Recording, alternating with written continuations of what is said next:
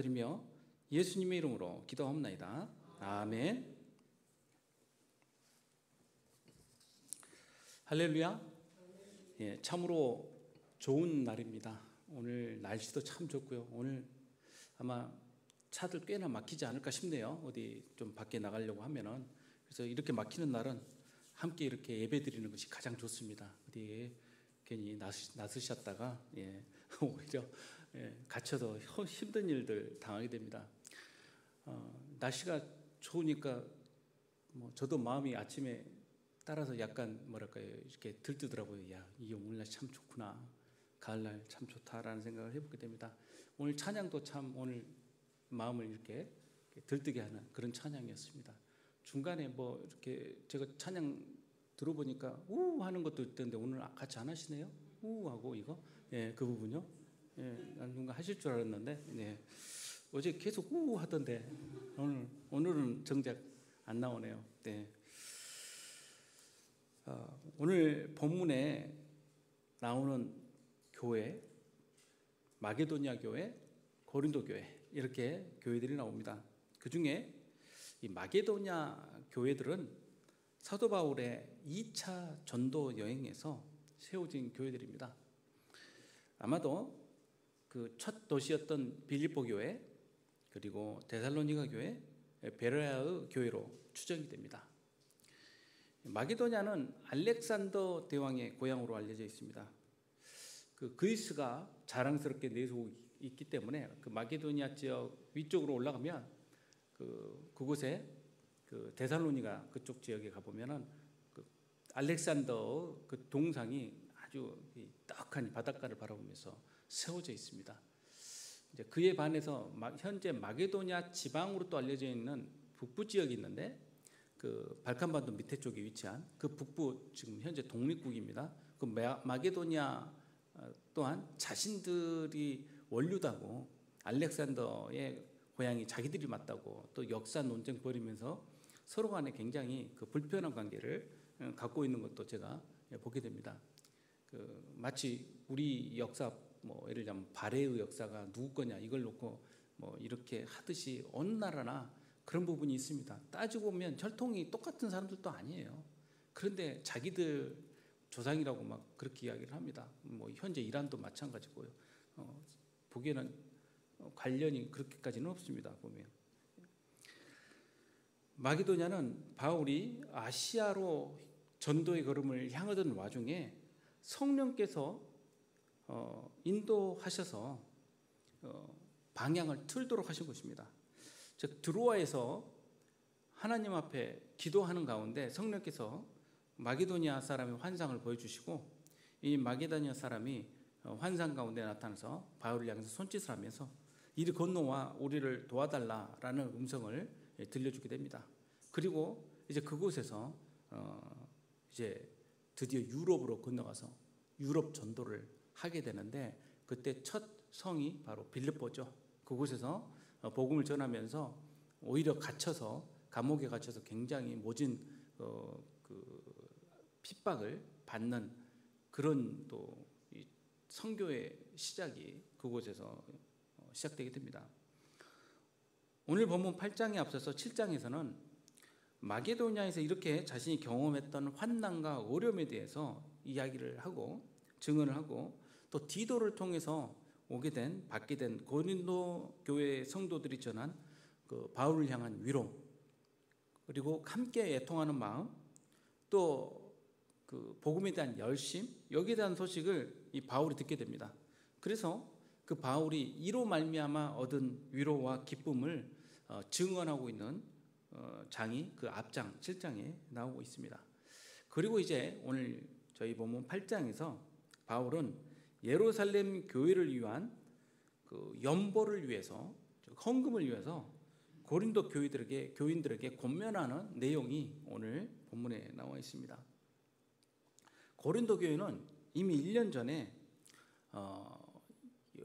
특별 헌금을 모으기로 결정을 했습니다. 그 특별 헌금의 목적은 어려운 가운데 있는 예루살렘 교회를 돕는데 함께 힘을 합하자라는 뜻으로 이 헌금 결정을 한 겁니다. 그래서 그 이전에 바울이 고린도 교인 성도들에게 어떻게 권면을 하냐면요. 본인이 갔을 때 한 번에 그런 특별 헌금을 하기 위해서 또 그 어려움을 겪지 않도록 미리 오기 전에 매주 이렇게 떼어서 마치 적금 붓듯이 떼어서 매주 주일날 각자의 형편에 따라서 이 연보를 준비해 주기를 부탁을 합니다. 그게 고린도전서 16장 1절에서 3절에 나옵니다. 성도를 위하는 연보에 관하여는 내가 갈라디아 교회들에게 명한 것 같이 너희도 그렇게 하라. 매주 첫날에 너희 각 사람이 수입에 따라 모아두어서 내가 갈 때에 연보를 하지 않게 하라. 이 매주 첫날이 어느 날입니까? 안식일과 구별되는 이 주일을 이야기를 합니다. 어떤 분들은 이것도 좀 억지스럽게 토요일이 첫날 그 첫 저녁에 해당된다고 말씀하시는 분도 계시는데 그건 좀 해석이 잘못된 것입니다. 내가 이럴 때 너희가 인정한 사람에게 편지를 주어 너희의 은혜를 예루살렘으로 가게 하리니, 이렇게 해서 권면에서 시작된 이 연보를 하는 이 헌금이 아마 잠깐 중단되어 있었던 모양입니다. 그것은 고린도 교회에 나타난 대적 때문에 그런 영향 때문이었을 거라고 봅니다. 어떤 대적입니까? 그 율법주의자들, 그리고 또 다른 그 거짓된 복음을 전하는 사람들에 대한 그 선동 때문이죠. 바울은 예루살렘 교회 성도들을 위한 고린도 성도들의 연보가 그들의 삶에 임한 하나님의 은혜를 드러내는 모습이라고 설명을 하고 있습니다. 그래서 고린도후서 오늘 8장 1절에 이렇게 말씀을 합니다. 형제들아, 하나님께서 마게도냐 교회들에게 주신 은혜를 우리가 너에게 알리노니 라고 시작을 합니다. 고린도 교회 성도들에게 말씀을 하면서 마게도냐 교회 사례를 이야기를 해요. 마게도냐 교회에 은혜가 임하였는데 그 은혜가 어떤 것인지를 들려주고 싶다는 것입니다. 여기서 알게 하다, 알려주다라는 뜻은 그 배우는 지식이 아니라 경험으로 습득된 그러한 지식들을 설명할 때 쓰는 단어가 바로 이 기노스코라는 오늘 본문에 나오는 단어라고 할 수 있겠습니다.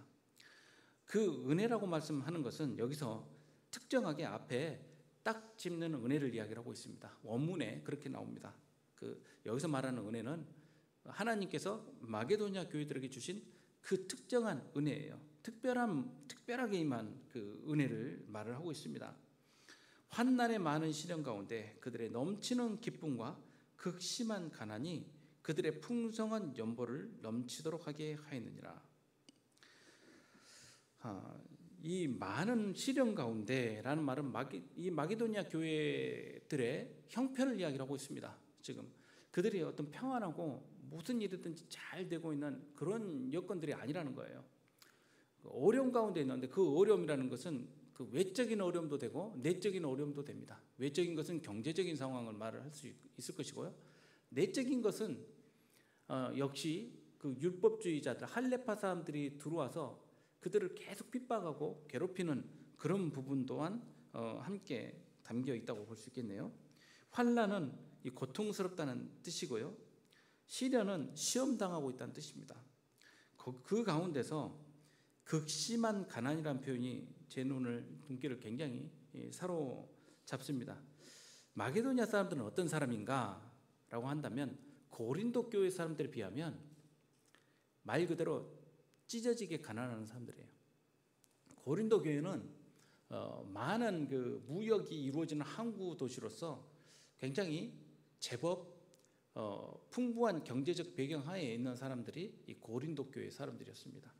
마게도냐 사람들은 그에 반하면 어떤 사람들이냐면 극심한 가난이라고 했는데 이 극심한이라는 것은 이 바도스 매우 깊다라는 뜻이에요. 정도가 아주 심하다는 뜻이죠. 여기서 말하는 가난이라는 푸토케이아라는 단어는 거지란 뜻입니다. 그러니까 조금 더 적나라하게 표현하자면 빌어먹을 거지. 좀 극심한 그 가난이라는 것은요. 그러니까 그냥 동량질만 안 했지 사실상 굉장한 그런 어려운 형편에 있는 사람들이 이 마게도냐 사람들이라는 겁니다. 그러니 표현이 이렇게 나오는 것이죠. 극한 가난, 정말 찢어지게 가난한 이러한 사람들, 오히려 다른 교회들이 도와야 될 사람들, 그런 사람들이라는 말입니다. 거기에 대하여 회방꾼들까지 함께 있었어요.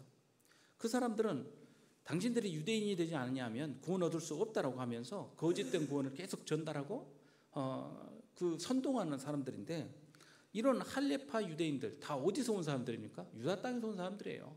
이 사람들이 이렇게 모질게 자신들을 탄압하고 모욕하는 가운데 이분들이 뭐 했냐면, 이 가난한 사람들이 헌금을 해서 예루살렘 교회를 돕기로 한 거예요. 좀 굉장히 내부적 상황이 좀 쉽지 않겠다는 생각을 해봐야 됩니다.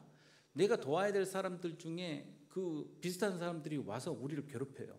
그런데 그 사람들이 어려운 형편에 있어요.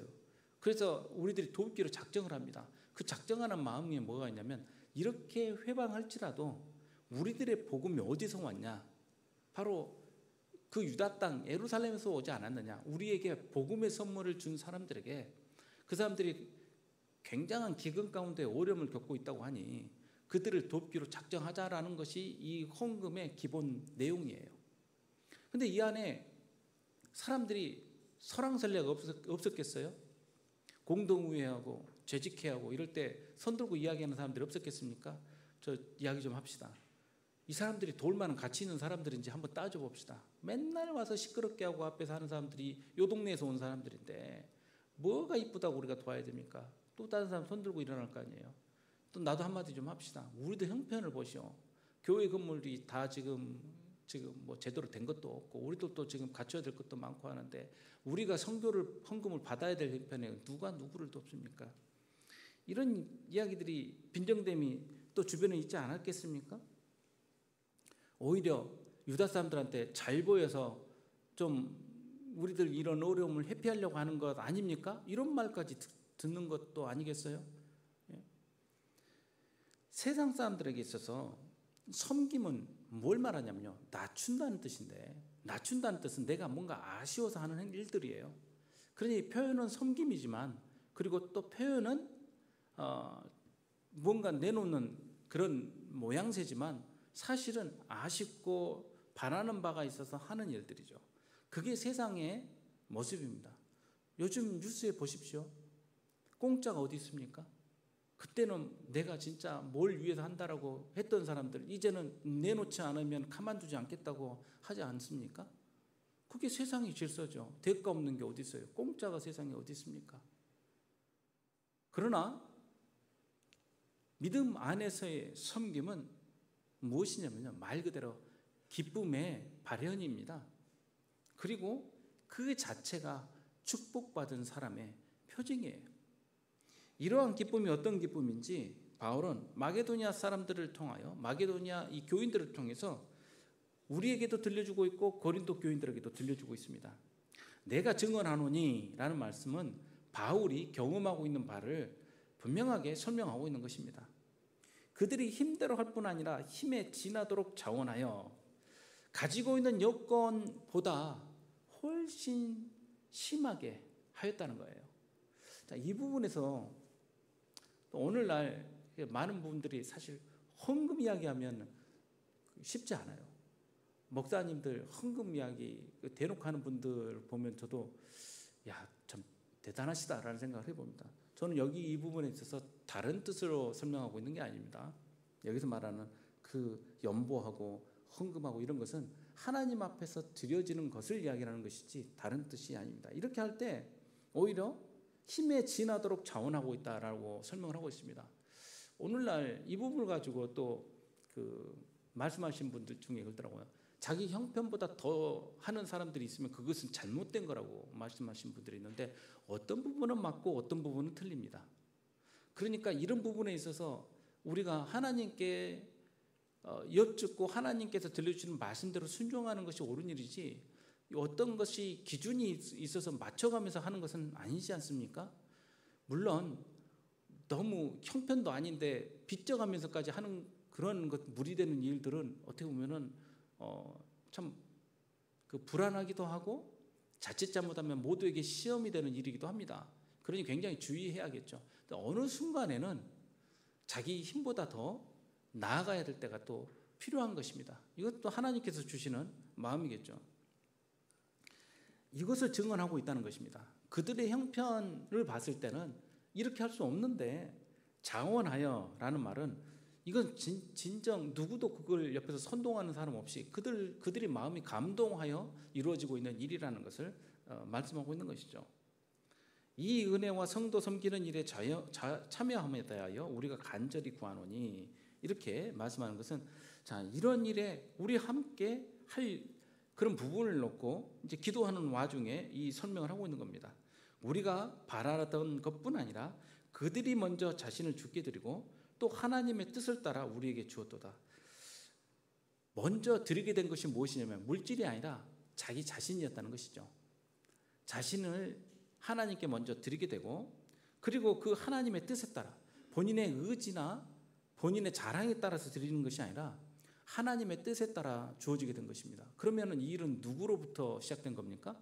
내 의지, 내 결단이 아니라 하나님께서 하도록 하셨기 때문에 된 일이에요. 그러니 그 가운데 자랑이 있을 수가 있겠습니까? 없습니까? 없어요. 이 마음이 굳건히 있어야 됩니다. 저희는 이제 개척된 지 얼마 안 되는 교회다 보니까 저부터도 마음 가운데 그런 게 있어요. 하나님께 드려지는 드림이 무엇인가 이제 나중에 혹시라도 내 것으로 주장되는 일이 있을까 봐 항상 걱정되고 염려되는 부분이 있어요. 그게 모든 목회자들이 당하는 시험 가운데 하나입니다. 그냥 몸을 갈아 넣듯이 하다 보니까 그 사랑함이 지나쳐서 이제 뭐가냐면 애착이 돼요. 교회에. 그게 이제 뭐냐면 내 자식처럼 생각되거든요. 어떻게 그게 자기 자식입니까? 교회는 하나님의 것이고 하나님의 몸인데 우리는 순종하고 일하고 하나님께서 명령하시면 언제든지 하나님 앞에 드려진 상태에서 그냥 나는 내 일을 할 뿐이에요. 하나님이 이렇게 하라면 이렇게 하는 것이고 저렇게 하라면 저렇게 하는 것입니다. 알 수는 없어요. 그러나 저도 개척을 한 3번 정도 해본 결과 마음에 그런 생각들이 들더라고요. 왜 사람들이 그렇게 자기가 세운 교회 뭐 세습을 하네 어쩌네 이런 이야기를 하게 될까? 이해는 된다. 그러나 하나님 앞에서 그런 모습은 온당치 아니하다라는 생각을 해보게 돼요.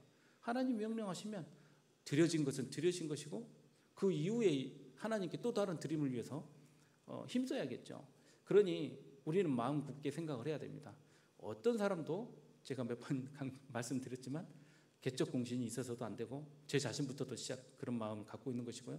하나님께 드림이 되어야 될 것입니다. 이 부분에서 우리가 마음을 굳건히 해야 됩니다. 그러니 먼저 자신을 주님께 드리고 하나님의 뜻을 따라서 또 나누게 되는 것이죠. 그들의 능력과 여건을 이미 뛰어넘어서 섬기고 있는 것입니다. 이것은 무슨 능력입니까? 바로 그리스도의 권세인 것입니다. 믿음이 아니고는 이렇게 될 수가 없어요. 가는 곳곳마다 자신의 이름을 새겨놓고 다니고 싶어하는 사람들이 있어요. 내가 이렇게 했다라는 것을 꼭 드러내고 싶어하는 그런 사람들이 있습니다. 물론 하나님께서는 다 쓰십니다. 그러나 이제 문제는 상급이 없어요. 그 뒤에 사람들한테 칭찬받고 났는데 무슨 상급이 있겠습니까? 하나님께 받는 상급이 중요하겠습니까? 아니면 그때 인정받는 것으로 끝을 내렵니까?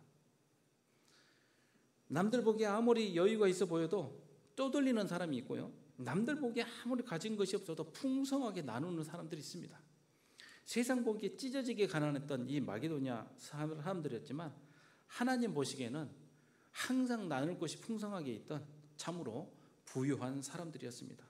이 권세로 이 자유함으로 마게도냐 사람들은 기쁨 가운데 돕도록 해달라고 간구하면서 나섰습니다. 우리가 돕기를 원합니다. 자청합니다. 우리로 돕게 해주십시오. 이렇게 했던 것입니다. 제가 오늘 이 주보 뒤에 또 징검다리에 예화를 좀 넣어두었는데요.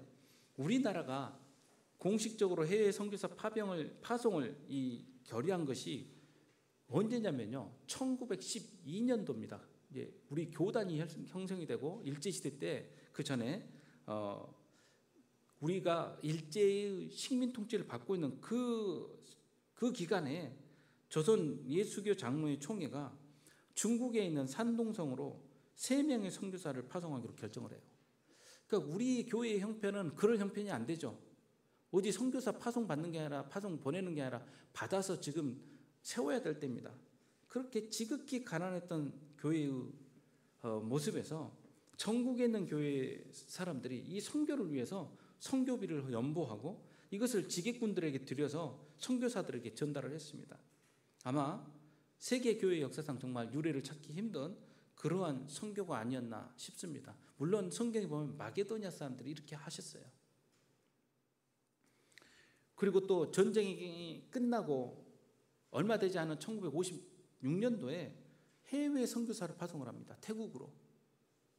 이 선교사 두 분도 참 대단한 분들인 게 이제 한 분은 그 부부가 한 분은 이제 남편은 그 미국으로 가서 유학을 준비하던 와중에 있었고 부인은 의사였어요. 그런데 선교사로 가라는 명령에 순종해서 당시 태국으로 선교를 가기로 결단을 내린 거예요. 어떻게 이런 일들이 가능할 수 있습니까? 이것은 정말 섬기는 기쁨이 아니고서는 순종이 아니고서는 가능할 수 있는 일이 아니지 않습니까? 그러므로 우리가 디도를 권하여 그가 이미 너희 가운데 시작하였은즉 이 은혜를 그대로 성취하게 하라 하였노라. 그러니 고린도 교회 교인들한테도 권면하는 겁니다. 당신들이 당하고 있는 어려움과 시험 가운데 소란을 일으키는 사람들이 있어서 잠시 헌금하는 것을 멈추고 있는데 그러지 말고 처음 품었던 마음 그대로 시행하라고 권면하고 있는 것입니다. 오직 너희는 믿음과 말과 지식과 모든 간절함과 우리를 사랑하는 이 모든 일에 풍성한 것 같이 이 은혜에도 풍성하게 할지니라. 마음이 풍성하지 않으면 이루어질 수 없는 것이죠. 마음이 어떻게 풍성할 수 있습니까? 가진 것을 계산해 보면 풍성해질 수 있을 것 같습니까? 절대 그렇지 않습니다. 잔고가 아무리 많이 있어도 우리 마음은 풍성하지 않아요. 항상 배가 고프죠. 그 선거 구호에도 그 쓰던 분들 있지 않습니까? 난 항상 배고픕니다. 뭘 얼마나 먹어야 배가 찰까요? 계속 배고프대요. 우리는 풍요로움이 무엇인지를 생각해 봐야 될 것입니다. 바울은 고린도 교인들에게 그 은혜를 성취하라고 권면을 합니다. 은혜라고 2번이나 언급을 하고 있습니다. 이 은혜를 성취하라, 이 은혜를 풍성하게 하라. 6절과 7절에 2번이나 연거푸 이야기를 하고 있습니다. 마게도냐 성도들에게 언급할 때 썼던 풍성한이라는 그 똑같은 단어를 이 은혜에 적용하여 쓰고 있습니다. 바울은 고린도 성도들에게 그 풍성함을 함께 나누도록 권면하고 있는 것입니다. 이것은 명령이 아니라고 말을 합니다. 그렇죠. 헌금이 어떻게 명령이 됩니까? 그렇게 되는 것 자체가 문제예요. 그렇게 될 수도 없는 것이죠. 오직 다른 이들의 간절함을 가지고 너희 사랑의 진실함을 증명하고자 함이라. 마게도냐 그리스도인들은 사도들이 바라는 이상으로 나누고 섬겼습니다. 그들이 먼저 하나님께 자신을 드렸고 하나님의 뜻을 따라 가지고 있는 것들을 그 이상으로 섬겼다는 것입니다. 그들은 스스로의 자유함으로 하나님을 섬기면서 스스로 속박되기를 원했습니다. 그러니 자유한 종이 되었던 것입니다. 자유함으로 누려야 할 권리들을 기꺼이 포기하였습니다. 이러한 섬김은 명령으로 이루어질 수 있는 것이 아니고 그리스도의 사랑으로 자유를 얻은 사람들만이 할 수 있는 것입니다. 이러한 섬김은 내가 자유롭게 선택받은 그리스도의 제자라는 증거가 바로 여기에 있는 것입니다. 이렇게 할 수 있는 것은 예수님께서 먼저 우리에게 그 본을 보이셨기 때문입니다. 9절 말씀입니다. 우리 주 예수 그리스도의 은혜를 너희가 알거니와 부요하신 이로써 너희를 위하여 가난하게 되심은 그의 가난함으로 말미암아 너희를 부요하게 하려 하심이라. 부요하신 이로써라고 나오는 이 부요함 그리고 가난함이라는 이 단어 두 단어가 굉장히 극단적으로 쓰여지고 있습니다. 여기서 말하는 그 가난도 앞서 말했던 그 가난과 똑같은 의미예요. 극빈자라는 뜻입니다. 예수님께서 세상에서 가장 부유하신 분으로 가장 가난한 자리에 임하신 것이에요. 그러니 우리는 지금 이제 우리가 소위를 문답 배우면서 예수님의 낮아지심과 높아지심에 대해서 배우지 않았습니까? 예수님께서 참 사람으로 이 땅에 오신 것을 배우지 않았습니까? 이것이 바로 이 9절 말씀에 담겨 있는 뜻입니다. 가장 높은 곳에 계신 하나님의 아들 온 우주, 온 만물의 주인이신 그분께서 가장 낮은 자리로 임하셔서 참 인간이 되신 사건, 그 사건을 이 구절 말씀에서 설명하고 있는 것입니다. 자유롭고 가장 존귀한 분이 섬기는 종이 되신 것은 그의 섬김으로 우리를 죄로부터 자유케 하고 우리로 하여금 참 생명을 얻게 하기 위함이며 우리를 풍성하게 하시려는 뜻입니다. 만왕의 왕이시며 하나님이시지만 종처럼 섬기셨습니다. 예수님은 종이 되신 왕이셨습니다. 그분께서 자신을 뭐라고 말하냐면 나는 집사로서 이 땅에 내려왔다라고 말씀을 하고 계십니다. 그러니 우리가 이 교회 안에 섬기는 자가 된다는 뜻은 뭔가 이제 집사가 되고 직분을 맡는다는 뜻은 다른 게 아닙니다. 특별해서 그렇게 맡는 게 아니라 당연히 그렇게 해야 되기 때문에 하는 것이죠. 사도 바울은 로마의 감옥에 있을 때 이 빌립보서를 썼는데 예수님의 종되심과 영광을 이렇게 말씀하고 있습니다. 전하고 있습니다. 빌립보서 2장 6절에서 11절에 이렇게 말씀을 합니다. 그는 근본 하나님의 본체시나 하나님과 동등됨을 취할 것으로 여기지 아니하시고 오히려 자기를 비워 종의 형체를 가지사 사람들과 같이 되셨고 사람의 모양으로 나타나사 자기를 낮추시고 죽기까지 복종하셨으니 곧 십자가에 죽으심이라. 가장 낮은 자리로 오셔서 무엇을 내놓으셨습니까? 생명을 내어놓으셨어요. 이러므로 하나님이 그를 지극히 높여 모든 이름 위에 뛰어난 이름을 주사 하늘에 있는 자들과 땅에 있는 자들과 땅 아래에 있는 자들로 모든 무릎을 예수의 이름에 꿇게 하시고 모든 입으로 예수 그리스도를 주라 시인하여 하나님 아버지께 영광을 돌리게 하셨느니라. 아멘. 이 영광을 우리도 누리게 하셨다는 뜻이에요. 우리의 섬김은 예수 그리스도의 이 영광, 낮아짐을 통해 얻게 되는 자유와 그 높아짐의 풍성함, 이 풍성함 가운데 연합하도록 하시는 초청인 겁니다. 예수께서 가장 낮은 자리로 오신 이유는 우리로 하여금 하늘 영광을 누리도록 하신 이유 아닙니까? 오늘 우리가 갖게 되는 성찬식, 우리가 매월 첫 주에 이렇게 진행하는 또 기념하는 이 감사 성찬례는 주님의 나누어 주시는 은혜에 함께 참여하는 그러한 성례 아닙니까? 주님께서 우리를 위하여 찢어주신 몸과 흘리신 피를 우리가 받고 우리 또한 그 풍성함에 연합하기로 하는 그 결단의 자리 아닙니까? 그 은혜의 자리가 아닙니까? 이 일에 관하여 바울은 뜻을 알립니다. 그것이 유익하기 때문이에요. 그렇게 말하는 것은 모두가 그 유익을 누리기 위함입니다. 1년 전에 행하기를 먼저 시작할 뿐이 아니라 원하기도 하였은즉 1년 전에 당신들이 원해서 한 것 아닙니까? 그러니 그 소원대로 마무리를 하십시오. 할 마음만 있으면 있는 대로 하나님께서 받으실 것이고 없는 것은 받지 아니하시리라. 자, 억지로 하지 말라는 뜻이에요. 하나님께서는 억지로 드리는 걸 받지 않으시는 분입니다.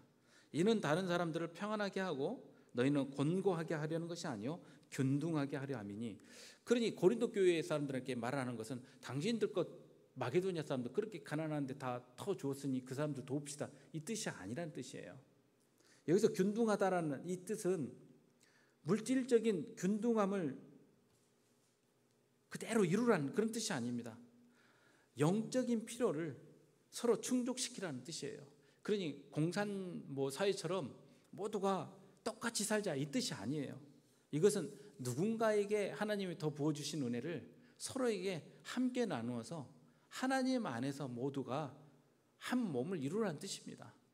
이게 믿음의 공동체가 해야 될 일 아닙니까? 우리는 이러한 믿음을 이루어가는 공동체가 되어야 됩니다. 서로가 부족함을 돌아보아서 누가 누구에게 부탁하기 이전에 우리가 서로 돌아보아서 그 형편을 헤아려보고 우리가 서로 간에 감당하는 서로의 짐을 나누어지는 그런 믿음의 공동체가 되어야 되는 것입니다. 이때 말하는 이 공평은 골로새서 4장 1절에 나오는 이런 공평입니다. 상전들아 의와 공평을 종들에게 베풀지니 너희에게도 하늘에 상전이 계심을 알지어다. 그러니 여기서 말하는 공평은 모두가 똑같은 평평한 그 평평함을 말하는 게 아니라는 뜻입니다. 이제 너희의 넉넉한 것으로 그들의 부족한 것을 보충함은 후에 그들의 넉넉한 것으로 너희의 부족한 것을 보충하여 균등하게 하려 함이라. 서로 돌아보게 한다는 뜻이지 않겠습니까? 기록된 것 같이 많이 거두는 자도 남지 아니하였고 적게 거둔 자도 모자라지 아니하였느니라. 이건 출애굽기 16장에 나오는 말씀이죠.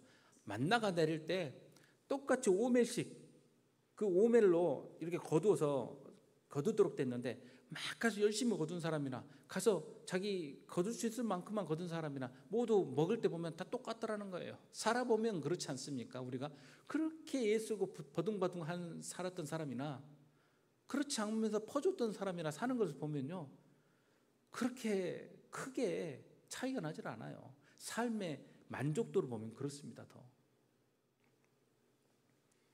따라서 사도 바울은 예수 그리스도의 이름으로 호소합니다. 갈라디아서 5장 이 말씀 가운데 이렇게 말씀하죠. 형제들아, 너희가 자유를 위하여 부르심을 입었으나 그러나 그 자유로 육체의 기회를 삼지 말고 오직 사랑으로 서로 종노릇하라. 하나님께서 우리에게 부어주신 축복을 나를 품는 일로만 쓰지 말고 형제 사랑하는 일에 쓰라는 것입니다. 내가 이르노니 너희는 성령을 따라 행하라. 그리하면 육체의 욕심을 이루지 아니하리라. 육체의 소욕은 성령을 거스리고 성령은 육체를 거스리나니 이 둘이 서로 대적함으로 너희가 원하는 것을 하지 못하게 하려 함이니라. 우리에게 지식을 부어주시고 우리에게 물질을 부어주시고 우리에게 여러 여건들을 허락하신 것들이 있어요. 이런 것들이 다 무엇에 의하여 하나님이 원하시는 바입니까? 이것들을 통하여 섬기도록 하신 거예요. 그렇게 함으로 우리로 하여금 더 풍성한 것을 누리게 하시려는 하나님의 뜻인 것입니다. 이렇게 할 수 있는 이유는 오직 성령의 역사입니다. 성령이 아니고는 가능한 일이 아닙니다. 내가 결단해봐야지 안 되죠. 이게 손으로 쥐고 싶은데 그게 되겠습니까? 고린도후서 3장 17절에 주는 영이시니 주의 영이 계신 곳에는 자유함이 있느니라. 성령께서 하시는 일이에요. 그러니 하나님께 영광을 돌리는 일이죠. 제가 한 게 아닙니다. 하나님께서 이루신 일입니다. 그것만 남으면 되는 거예요. 이제 끝으로 요한복음 8장 34절 36절 말씀을 보고 제가 말씀을 맺도록 하겠습니다. 예수께서 대답하시되 진실로 진실로 너희에게 이르노니 죄를 범하는 자마다 죄의 종이라. 종은 영원히 집에 거하지 못하되 아들은 영원히 거하니라. 그러므로 아들이 너희를 자유롭게 하면 너희가 참으로 자유로우리라. 아멘. 그리스도 안에서 자유하게 된 의로운 하나님의 일꾼이라면 우리가 마음으로는 불편하고 시험받을 수 있지만 진리 안에서 자유로워서 그 의로움 때문에 섬기는 종이 되었던 마게도냐 성도들처럼 그들이 누렸던 참된 자유와 섬김의 축복을 우리도 함께 누리기를 소망해야 할 것입니다. 끝으로 우리가 잊지 말아야 될 한 가지는 그리스도인의 자유 안에는 예수 그리스도의 피값이 담겨 있다는 것을 잊지 말아야 됩니다. 우리가 섬길 수 있는 이유는 그리스도께서 그 몸을 찢어서 우리에게 나눠주셨기 때문입니다. 우리가 이 몸을 받고 그 피를 받음으로써 우리는 참된 자유와 이 섬김의 축복 가운데 동참하게 되는 것입니다. 내 느낌, 내 기분, 내 기쁨이 아니라 하늘 왕권을 버리고 그 권세로 섬기는 종으로 이 땅에 오신 예수님을 의지하는 우리 성도님들 되시기를 주님의 이름으로 축복합니다. 함께 기도하겠습니다. 아버지 하나님, 저희들은 참으로 부족합니다. 우리들이 가지고 있는 것들을 헤아려 보면서 그 자리에 주저앉을 때가 참으로 많습니다. 그럼에도 불구하고 우리 가운데 임하시는 예수 그리스도의 능력을 의지하면서 우리는 기쁨으로 자원하기를 원합니다. 기쁨으로 하나님의 일을 함께 하기를 원합니다. 주님께서 은혜 내려주시고 저희 가운데 감동으로 함께해 주셔서 기쁨 가운데 스스로 섬기는 종이 되는 저희들 될 수 있게 하여 주시옵소서. 그 풍성함 가운데 거할 수 있는 저희들 되게 하여 주옵소서. 감사드리며 예수님의